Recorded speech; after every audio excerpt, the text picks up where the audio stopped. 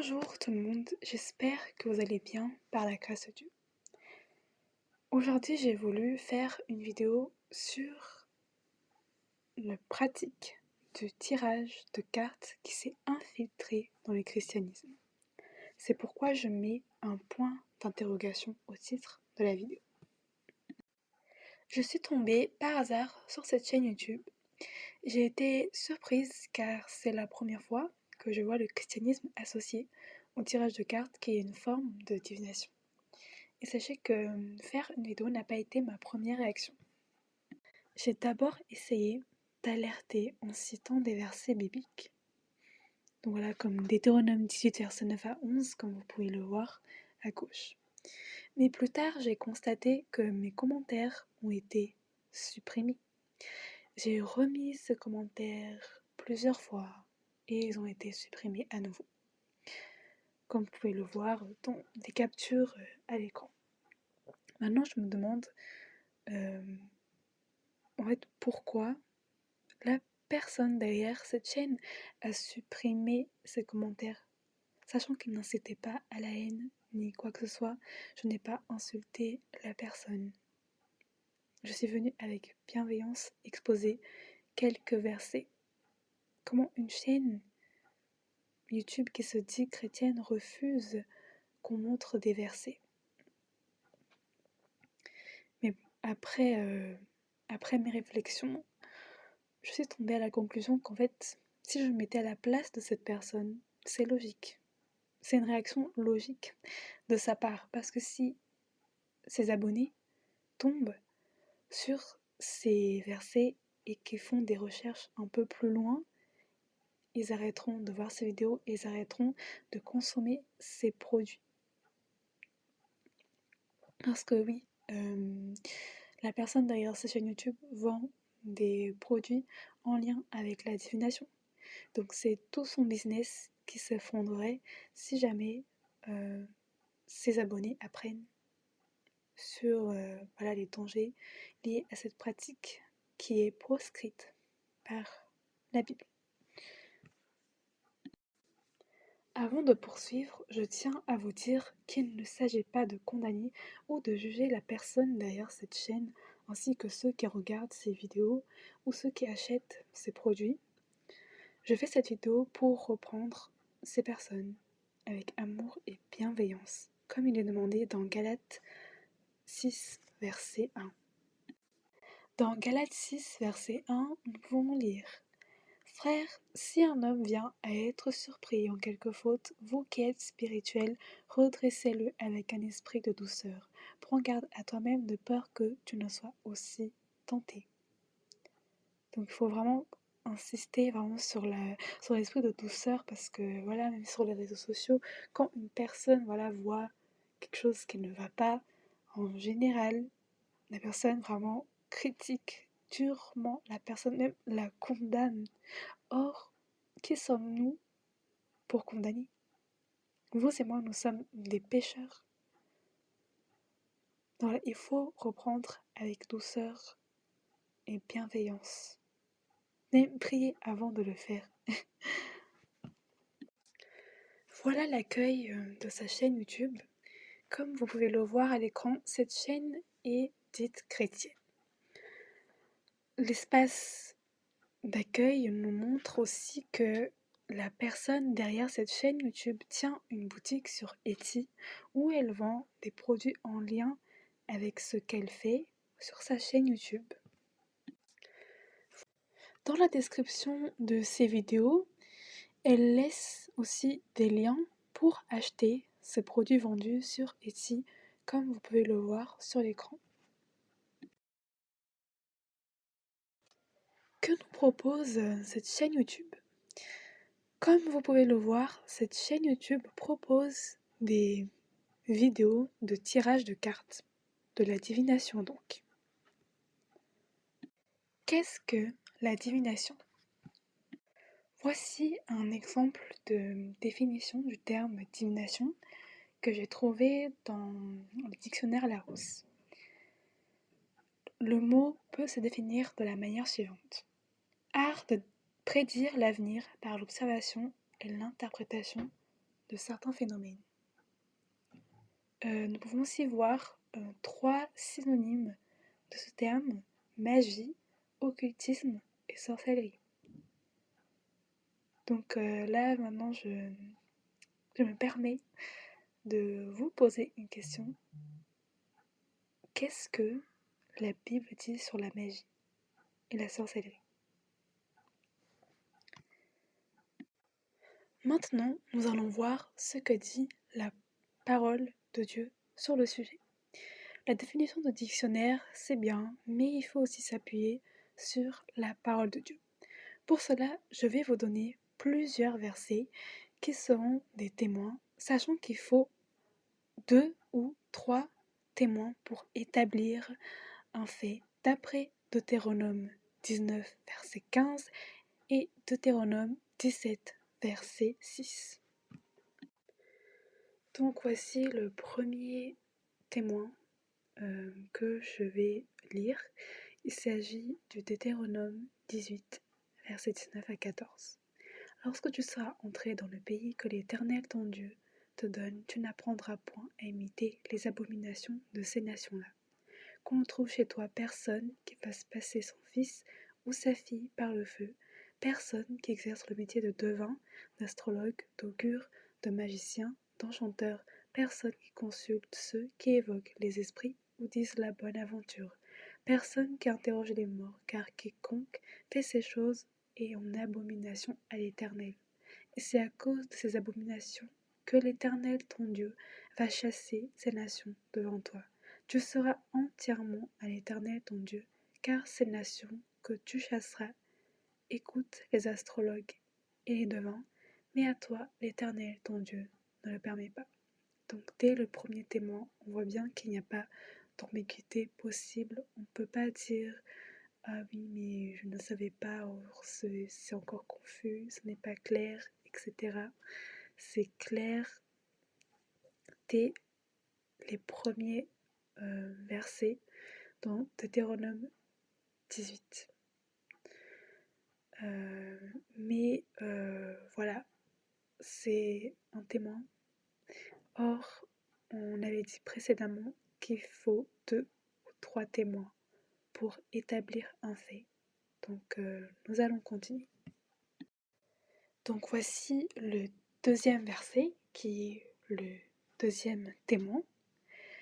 Il s'agit de Lévitique 19, verset 31. Ne vous tournez point vers ceux qui évoquent les esprits, ni vers les devins, ne les recherchez point, de peur de vous souiller avec eux, je suis l'Éternel votre Dieu.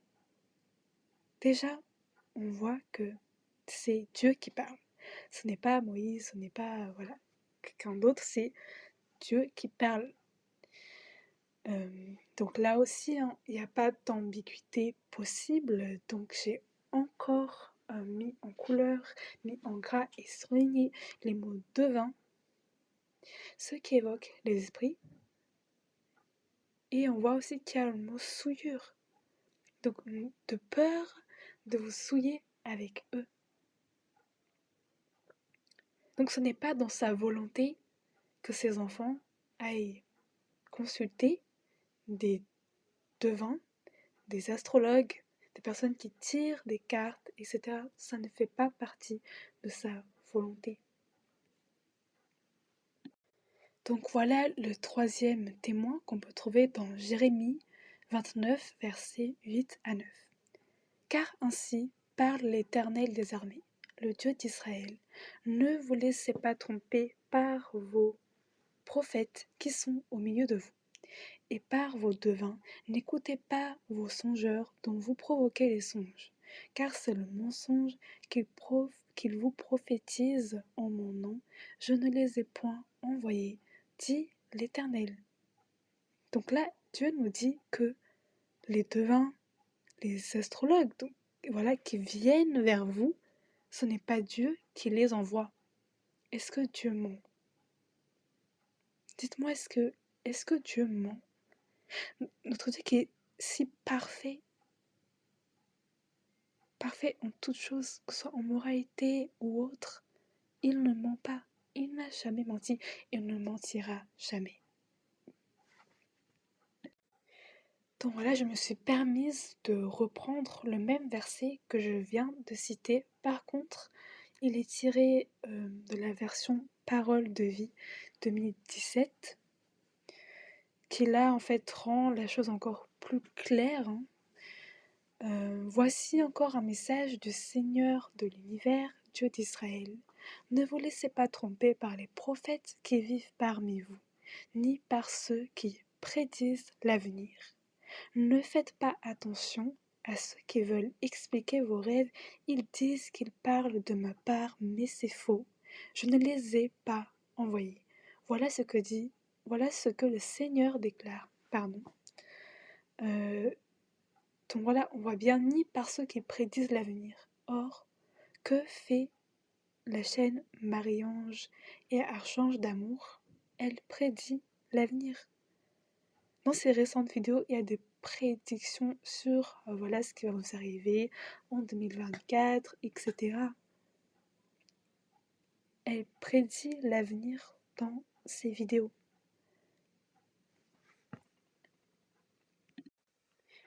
Il faut vraiment être prudent et examiner ce qu'on vous présente. Le christianisme, ce n'est pas dire Amen à tout et suivre tout le monde aveuglément. Il faut aussi vérifier avec la parole de Dieu, voir si ça s'aligne avec ce qu'il dit. Si nous ne faisons pas cela, nous sommes des proies faciles aux faux prophètes, aux faux docteurs qui viendraient au nom de Dieu. Même dans Matthieu 10, verset 16, Jésus demande à ses disciples d'être prudents comme les serpents. Ce n'est pas pour rien qu'il demande ça. Nous allons maintenant parler d'un cas concret dans la Bible, celui du roi Saül dans l'Ancien Testament. Des passages de la Bible évoquent qu'il a eu recours à la divination. Donc le chapitre 28 du livre 1 Samuel montre comment le roi Saül a eu recours à une diseuse de bonne aventure. Donc je vais vous lire 1 Samuel 28 verset 7. Et Saül dit à ses serviteurs, « Cherchez-moi une femme qui évoque les morts, et j'irai la consulter. » Ses serviteurs lui dirent, « Voici à Endor, il y a une femme qui évoque les morts. » Voici un autre verset qui se trouve dans le même livre et le même chapitre. Donc 1 Samuel 28, versets 8 à 9. Alors Saül se déguisa et prit d'autres vêtements, et partit avec 2 hommes. Ils arrivèrent de nuit chez la femme. Saül lui dit, « Prédis-moi l'avenir en évoquant un mort, et fais-moi monter celui que je dirai. » La femme lui répondit, « Voici, tu sais ce que Saül a fait, comment il a retranché du pays ceux qui évoquent les morts et ceux qui prédisent l'avenir. Pourquoi donc tu tends un piège à ma vie pour me faire mourir? » Donc déjà, on voit que pour la diseuse de bonne aventure, ça lui met en danger, clairement, de offrir ce service-là à Saül. Donc nous avons un autre passage dans 1 Chronique 10, verset 13. Saül mourut parce qu'il se rendit coupable d'infidélité envers l'Éternel, dont il n'observa point la parole, et parce qu'il interrogea et consulta ceux qui évoquent les morts. Il ne consulta point l'Éternel, alors l'Éternel le fit mourir et transféra la royauté à David, fils d'Isaïe. Donc là, on voit à quel point c'est vraiment grave d'aller consulter ceux qui évoquent les morts, les astrologues, et demain, appelez ça comme vous voulez. Mais on compare cela à de l'infidélité envers l'Éternel. Dieu doit être la personne qu'on doit consulter, en qui on doit se confier. Pourquoi se confier à une personne qui est limitée en intelligence, en sagesse et dans le temps. De mon côté, j'ai aussi réalisé une petite enquête en dehors de YouTube. Et je suis tombée sur un témoignage de la personne derrière la chaîne YouTube Maria-Ange et Archange. Sur son témoignage, je suis tombée sur son témoignage sur internet. Et ce témoignage parle justement de sa foi et comment elle relie sa foi chrétienne à la divination. Donc à l'écran, nous pouvons voir un extrait d'un interview, j'imagine, entre Valérie, Motte et Maria. Donc je vais vous lire la première question. Bonjour Maria, pouvez-vous nous présenter vos oracles? Comment sont-ils nés? Alors je ne vais pas lire toute la réponse parce que elle est un peu longue. Par contre, je vais relever plusieurs choses dérangeantes dans cette première question. La première chose, c'est le fait que Maria appelle Marie mon mari. Je dirais dans le sens où ce serait la mère de tout le monde, de tous les vivants. Si c'est vraiment ça qu'elle a pensé dans sa tête au moment de l'interview, c'est bibliquement faux en fait, puisque dans Genèse 3, verset 20, c'est Ève qui est la mère de tous les vivants. Et même si c'est la mère de tous les vivants, Dieu n'a jamais demandé de lui prier, il n'a jamais dit qu'il va nous envoyer une paix infinie dans notre cœur et dans notre âme. C'est Jésus-Christ qui est censé le faire et non une autre personne. Ensuite, l'autre chose dérangeante dans cette partie de l'interview, c'est le fait que Marie l'aurait envoyé une paix infinie dans son cœur et dans son âme et qu'elle l'aurait appelé. Voilà, déjà ça aussi c'est dérangeant parce que Marie est morte. Et dans Ecclésiaste 9, verset 5, on voit clairement que les morts ne savent rien. Donc comment Marie, qui ne sait rien, peut appeler quelqu'un ou peut envoyer une paix infinie alors que c'est une personne qui est limitée dans le temps? Comment Marie peut faire ça si elle est limitée dans le temps? Comment Marie peut envoyer une paix infinie dans notre cœur et dans notre âme? Ce n'est pas Jésus plutôt qui est censé nous apporter cette paix dans notre cœur et dans notre âme. Donc voilà, nous allons voir la suite de l'interview. Voici une autre question dans l'interview. Là encore, il y a plusieurs choses qui attirent mon attention. Tout d'abord, elle évoque le tarot et le fait qu'elle soit attirée par le monde paranormal depuis son adolescence. Même si elle savait personnellement que c'est interdit pour des causes religieuses. Un peu plus loin, elle dit que Jésus lui a donné le feu vert pour se lancer dedans. Même si elle savait que c'était interdit, je le répète. Il est dit dans Hébreux 13, verset 8, que Jésus est le même aujourd'hui, hier, éternellement. Et que Dieu ne change pas, dans Malachie 3, verset 6. Je vous conseille d'aller vérifier ce verset, il faut toujours vérifier. Et précédemment, nous avons vu plusieurs versets bibliques indiquant que Dieu est contre cette pratique.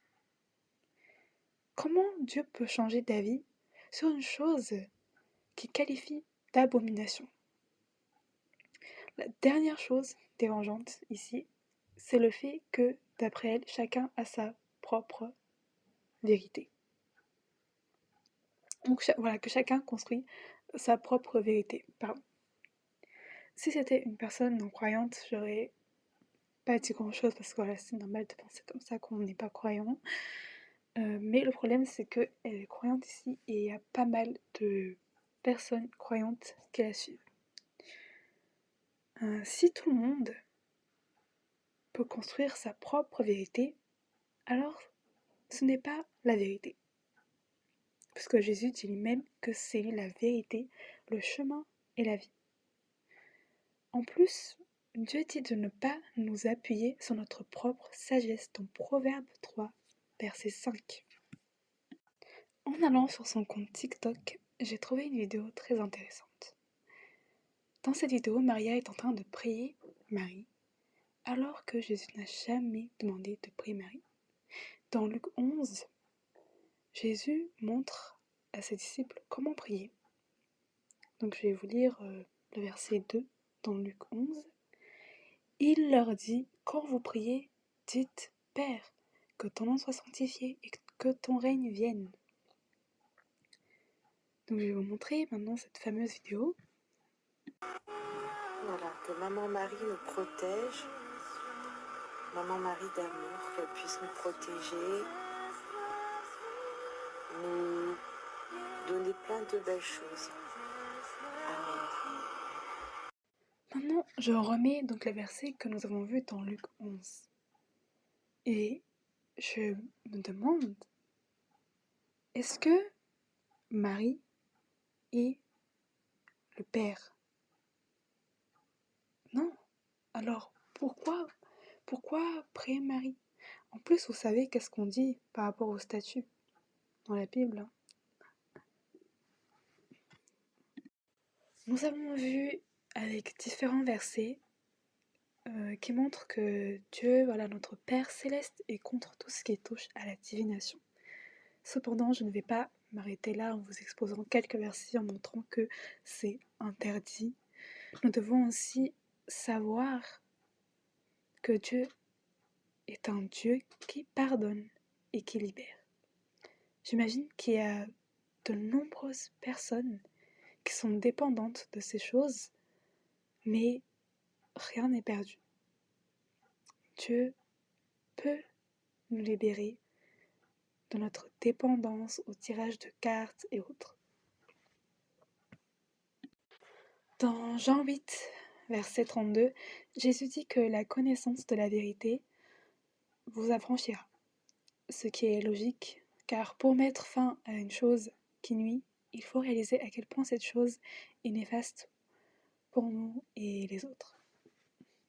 C'est pourquoi Jésus dit, vous connaîtrez la vérité et la vérité vous affranchira. Une fois que nous avons réalisé le danger, malgré l'apparence inoffensive de la divination, nous devons aller vers notre Créateur pour demander sincèrement pardon et lui demander de nous donner la force de ne plus s'intéresser à tout ce qui touche à la divination et plus important encore qu'on lui demande aussi la sagesse et le discernement pour ne pas retomber, pour ne pas être des proies faciles donc à de faux enseignements. Cette vidéo touche à sa fin. Je vous remercie d'avoir regardé jusqu'au bout. Je le répète que cette vidéo n'a pas été faite pour condamner Maria ou ceux qui la suivent. J'ai fait cette vidéo en tant que pécheresse et nous devons tous nous rappeler que nous luttons tous avec un ou plusieurs péchés, que nous devons nous soutenir mutuellement et nous devons prier pour que les uns et les autres parviennent à sortir de l'ignorance par rapport à cette pratique et qui parviennent à la repentance. Partagez cette vidéo, faites cela vraiment pour que toutes les personnes qui sont encore esclaves de cette pratique soient délivrées.